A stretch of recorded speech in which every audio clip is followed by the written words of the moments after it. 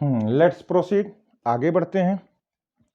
अब देखो, सबके बैगन आलू गाजर इन थैली, काशी जी टिन पीबे, नाना पापा आंसू सब बीमार, आशा से टीपो, फ्लोरीन क्लोरीन ब्रोमीन आयोडीन फक्कड़ बरम आई अब। हाँ, फक्कड़ बरम। हे हट, यहाँ से हटा दियो। हे नीना अरे करीना जियो रबीना। ओके, थोड़ा सा हम ये बताना चाहते हैं प्यारे बच्चों कि मैं यहाँ से थोड़ा एक लाइन खींचता हूँ, क्यों, एकदम सीधी सीधी लाइन, सी सी। यस, अब देखो भाई थोड़ा ध्यान से, यहाँ से जो ये लाइन हम पार रहे हैं, खींच रहे हैं, उसके ऊपर के जो तत्व हैं, ध्यान समझिएगा, इसके ऊपर के जो तत्व हैं, ये जो लाइन है ये मेटालाइड की लाइन है। इसमें ये लाइन मेटालाइड की लाइन है, यानी ये उपधातुओं की लाइन है, यानी boron, silicon, arsenium, tellurium, astatine, these are on the metalloid line. जो इस लाइन से ऊपर है बाबू, जो इधर है, इस लाइन से ऊपर है, इधर वाला ट्रेंड है, ये नॉन मेटेलिक नेचर के हैं। इसका मतलब ये सब धातुएं हैं, अधातुएं हैं, ये सब अधातु हैं।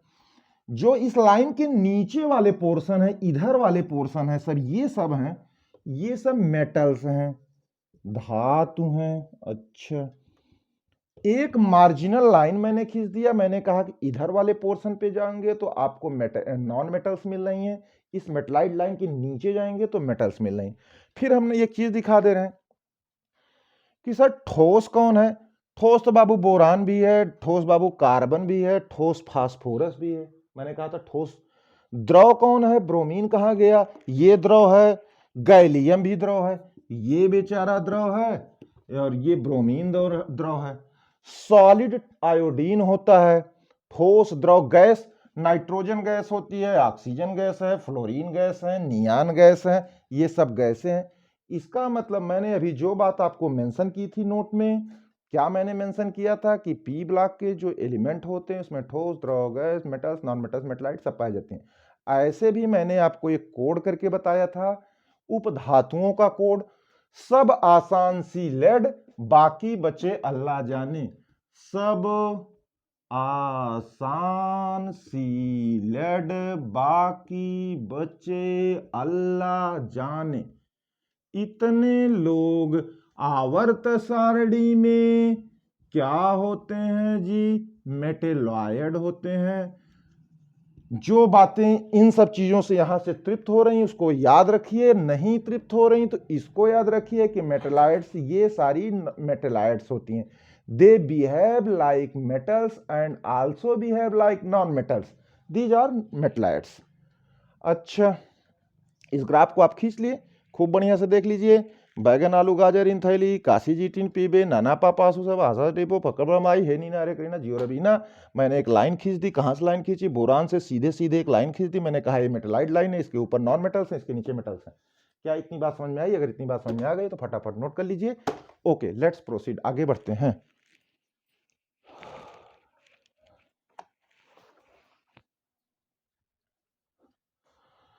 थोड़ा सा अभी इंट्रो चल रहा है, अभी हम पढ़ा ही नहीं रहे हैं नाइट्रोजन फैमिली, हमको पढ़ना है।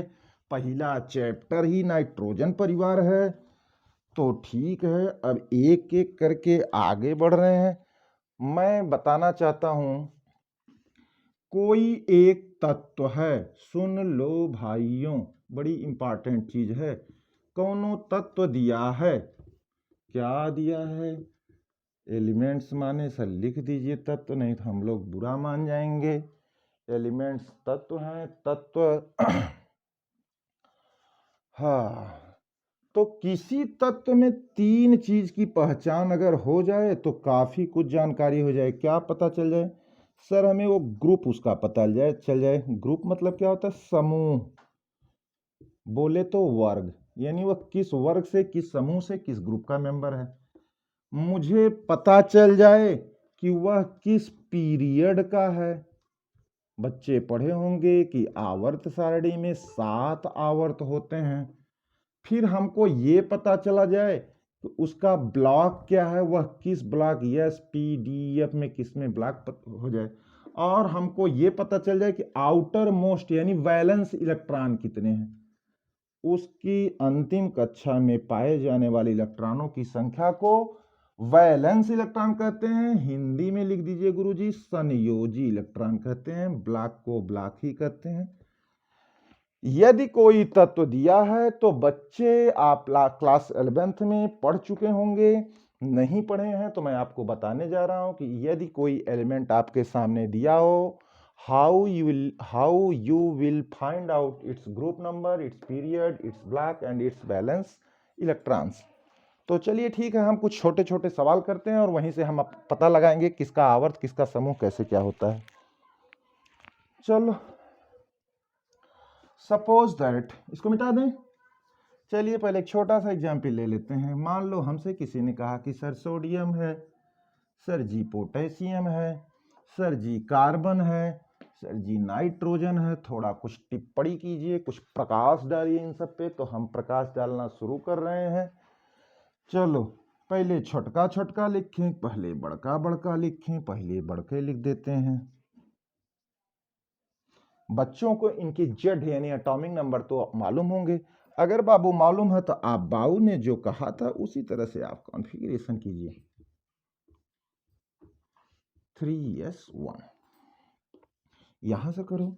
1s2 2s2 2p6 3s2 3p6 4s1। देखते हैं 3 2 2 4 6 10 2 12 6 18 1 19। ठीक, अब सुन लो प्यारे बच्चों।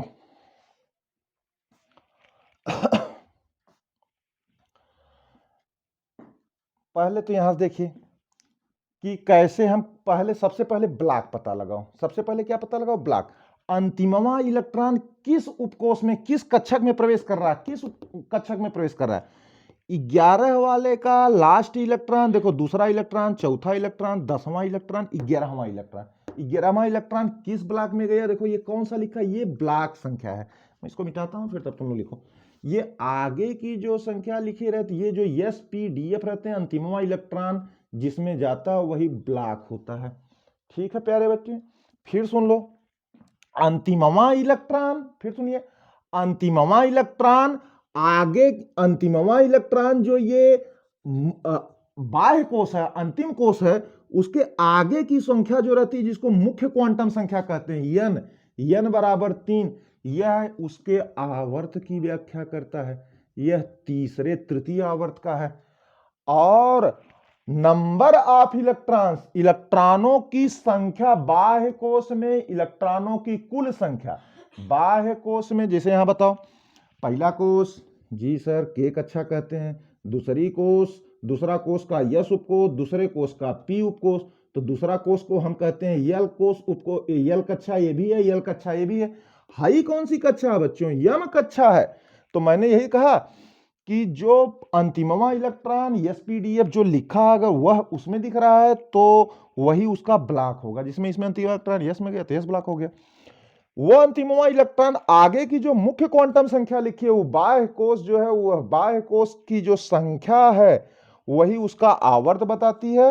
और ये जो नंबर ऑफ इलेक्ट्रॉन्स हैं, ये जैसे इसमें एक इलेक्ट्रॉन, यही इसका ग्रुप है, यही इसका वर्ग है, यही इसका समूह है। फिर समझिए, total number of electrons present in outermost shell, total number of electron present in outermost shell is called group.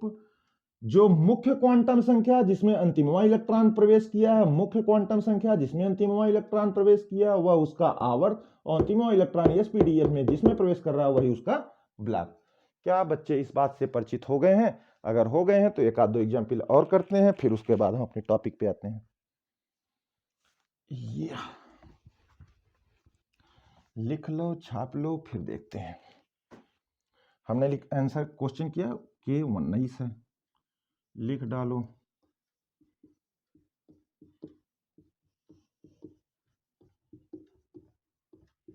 बताओ भैया, इस वाले में ब्लॉक बताओ, इस वाले का ग्रुप बताओ, इस वाले का पीरियड बताओ कि पोटेशियम नाम का तत्व किस ब्लॉक में है, किस समूह में है और किस आवर्त में लाई है। चलो अभी मैंने जो बताया, बताओ अंतिमवां इलेक्ट्रॉन 19वां इलेक्ट्रॉन 2 4 6 10 2 12 6 18 एक 19वां इलेक्ट्रॉन कौने उपकोष में प्रवेश करता है, कौने कक्षक में है, यस कक्षक में है, तो इसका ब्लॉक हो गया यस।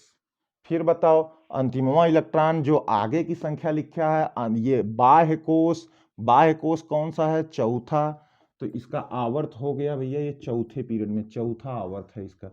अच्छा मैंने कहा कि total number of electrons present in outermost shell, तो आउटर मोस्ट सेल है कौन सी बताओ, पहली आउटर मोस्ट है नहीं, ये दूसरा का यस उपकोष, दूसरे का पी उपकोष, तीसरे का यस उपकोष, तीसरे का पी उपकोष, चौथे का यस उपकोष, चौथा अंतिम है, तो ये हमें कितना इलेक्ट्रॉन की संख्या टोटल एक, इसका ग्रुप नंबर हो गया फर्स्ट, इसका मतलब ये फर्स्ट ए फैमिली का, फर्स्ट ए ग्रुप का मेंबर है।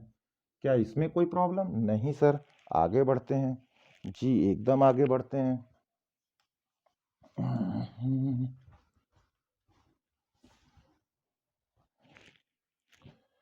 मैं ले लिया कार्बन 1s2 2s2 2p2, थोड़ा हमको साथ में बताइए दूसरा इलेक्ट्रॉन, चौथा इलेक्ट्रॉन, छठवां इलेक्ट्रॉन। पहले तो मैं इसका ब्लॉक लिख देता हूं, बताओ अंतिमवां इलेक्ट्रॉन किस ब्लॉक में जा रहा है, पी उपकोष में जा रहा है, तो पी ब्लॉक हो गया। अब बताइए ये जो अंतिमवां इलेक्ट्रॉन है, इसके ये जो मुख्य क्वांटम संख्या यानी बाह्य कोष की जो संख्या है, बाह्य कोष की चौथी संख्या है, ये पहला कोष ये है, दूसरा कोष ये है, दूसरा कोष ये है, तो इसका मतलब कि यह किस पीरियड का है, अभी तो बताए थे ये वाली संख्या, हाई संख्या जो रहती है वो पीरियड बताती है, पीरियड हो गया द्वितीय, सेकंड आवर्त का है द्वितीय जी, सेकंड पीरियड का है। अच्छा आउटर मोस्ट इलेक्ट्रॉनों की संख्या जो रहती है, ये देखिए, ये देखो दूसरा में, फिर इसको मिटाते हैं, बताइए दूसरा कोष, अंतिम कोष में इलेक्ट्रॉनों की कुल संख्या, अंतिम कोष में इलेक्ट्रॉनों की कुल संख्या, अंतिम कोष कौन है, दूसरा यस उपकोष, दूसरा पी उपकोष, अंतिम कोष ये है, अंतिम कोष ये, कुल संख्या जोड़ दो 2 धन 2, ग्रुप मिल गया जी, 2 + 2 = 4 = 1, फोर्थ ए परिवार का है जी, हो गया। थोड़ा सर फास्फोरस के बारे मेंशन कर दीजिए, 1s2 2s2 2p6 3p3, क्यों भाई 2 2 4 6 10 2 12 3 15, कोनो दिक्कत नहीं। बताओ सभी मेरे बच्चे मेरे साथ में, हाई वाला क्या बताता है, ब्लॉक, तो इसका मतलब पहला आंसर तो मिल गया सर, पी ब्लॉक का है। हाई वाला क्या बताता है, पीरियड, आवर्त, आवर्त कौन सा हो गया, तीसरा थर्ड वाला। अच्छा outer most electron, outer most कोष में, आउटर मोस्ट सेल में इलेक्ट्रॉनों की कुल संख्या बताओ, तीसरा 2 धन 3, यानी ग्रुप मुझे बताना है, तो 2 धन 3 बराबर 5 बराबर फिफ्थ ए परिवार है। क्या इसमें कहीं कोई आपको दिक्कत हो रही है, नहीं। अच्छा थोड़ा और कुछ बता दीजिए,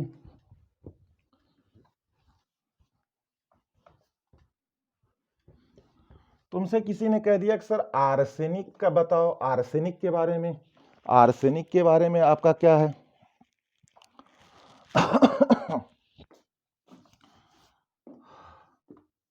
33 होता है, बताओ भैया 33, तो 33 में जब लिखना तो 1s2 2s2 2p6 करोगे तो लास्ट में एक नोबल गैस कॉन्फ़िगरेशन आ जाएगा नियान का, ये खुद ही 18, नियान का परमाणु क्रमांक कितना, फिर बताओ 3d10, ठीक है, हीलियम नियम 3d10 4s2 4p1, देख लिया जाए 18 10 28 28 28 2 30 30 2 3 33, ये होगा 4s2 4p3 3d10, ये है इसका इलेक्ट्रॉनिक कॉन्फ़िगरेशन। अभी हम लोग कुछ देर बाद सीखेंगे। हमने ले लिया है नाइट्रोजन पछुआ परिवार का, आर्सेनिक नाना पापा आंसू ले लिया है, परमाणु क्रमांक 33 है, बाबू ऐसे लिखल जाए, कैसे लिखल जाए अब हम कुछ देर के बाद और मेंशन करेंगे।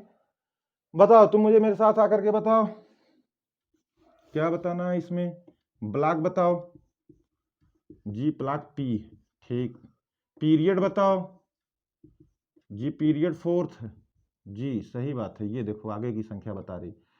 जिसका ग्रुप बताओ, कुल इलेक्ट्रॉनों की संख्या अंतिम कक्षा में इलेक्ट्रॉनों कुल संख्या 2 धन 3 बराबर 5, यानी ये फिफ्थ परिवार का।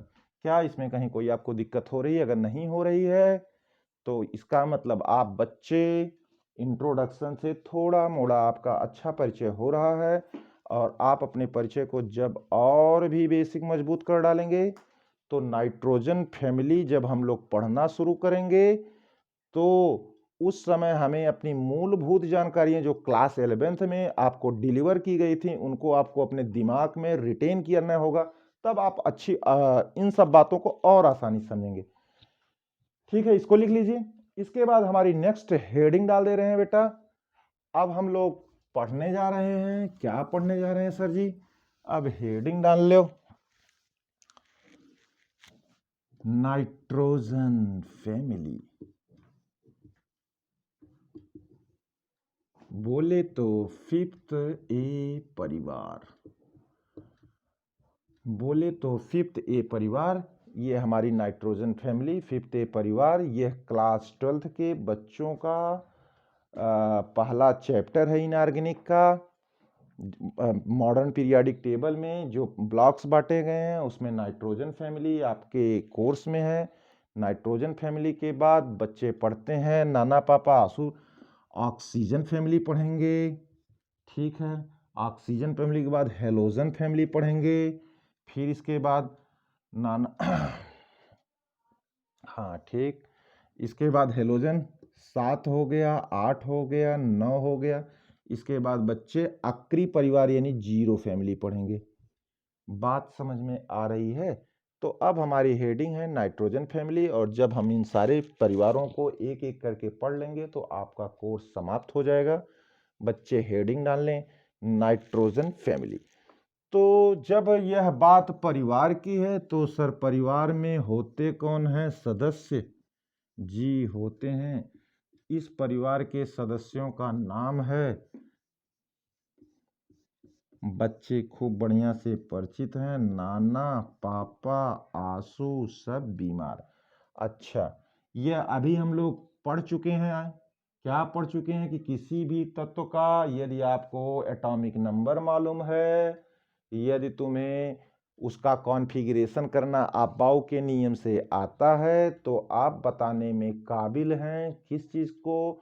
उसका ब्लॉक बता सकते हैं, उसका पीरियड बता सकते हैं, उसकी संख्या बता सकते हैं, वह कहाँ से बिलोंग कर रहा है, यानी उसका वो जो पूरी बड़ी सी पीरियोडिक टेबल है उसमें उसकी पोजीशन, एग्जैक्ट पोजीशन कहाँ है आप कॉन्फ़िगरेशन से बताते हैं।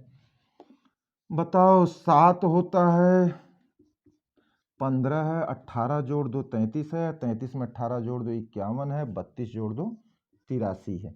ये है इनका एटॉमिक नंबर। अच्छा, nitrogen phosphorus arsenic antimony bismuth. अच्छा, थोड़ी सी बात ध्यान से देखते हैं बाबू, ये दोनों जो हैं ये बाबू नॉन मेटल्स होते हैं, अधातुएं हैं। ये जोन है ये मेटेलॉयड है। ये क्या होता है अभी तो बताए थे आपको, ये अधातु है दोनों, ये उपधातु है, और नीचे ये दोनों बच्चे ये दोनों मेटल्स हैं जिसमें बिस्मथ प्योरली मेटल है मेटल्स हैं सब। या आप ऐसे कह सकते हैं बाबू कि आर्सेनिक मेटल्स हैं, एंटीमनी को भी ले लो मेटेलाइट्स में ही, ये भी सब आसान सी लेड में, ये भी है, यह भी उपधातु, हालांकि इसके अंदर मेटेलिक कैरेक्टर ज़्यादा है इसलिए इसको मेटल्स भी कुछ जगह लिखा गया है। फिलहाल इस पूरे परिवार में सबसे अच्छा मेटल धातु है बिस्मथ। आगे हम लोग खूब बढ़िया से पढ़ेंगे कैसे कौन होता है।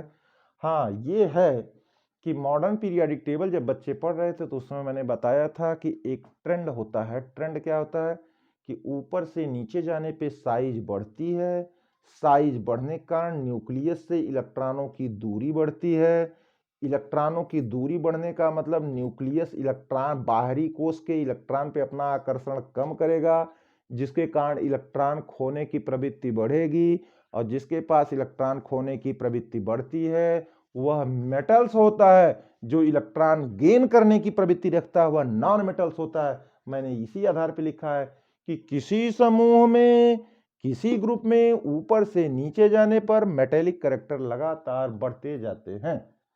क्या आप इन सब चीज़ों से परिचित हैं? अगर नहीं परिचित हैं तो आप इस ट्रेंड को खूब बढ़िया से लिख लो कि these two are non metals, these two are metalloids and bismuth is purely a metal. Okay बच्चों, आज आपका ये इंट्रोडक्शन रहा। नेक्स्ट डे हम लोग नाइट्रोजन फैमिली को और कंटिन्यू करेंगे। यदि आपको हमारा चैनल पसंद है तो आप इसे लाइक, शेयर और सब्सक्राइब कीजिए। मेरे प्यारे भाइयों बहनों, बोर्ड एग्जाम की डेट आ गई है। तुम लोगों को पूरा सीरियस हो करके आराम से बिना किसी प्रेशर को लिए हुए खूब गहरे अध्ययन में आप अपने को ढालने की, अडाप्ट करने की कोशिश कीजिए। यदि आप यह एडाप्टेशन बना लेते हैं, इस तरह का अनुकूलन कर लेते हो, तो आने वाले समय में जब तुमको इसकी आवश्यकता पड़ेगी तो आप पुनः इसको दोहरा सकेंगे। ठीक है मित्रों, आजमगढ़ अलग ग्रामोदय आश्रम से एक बार मैं पुनः मास्टर रुद्र, धन्यवाद, जय हिंद।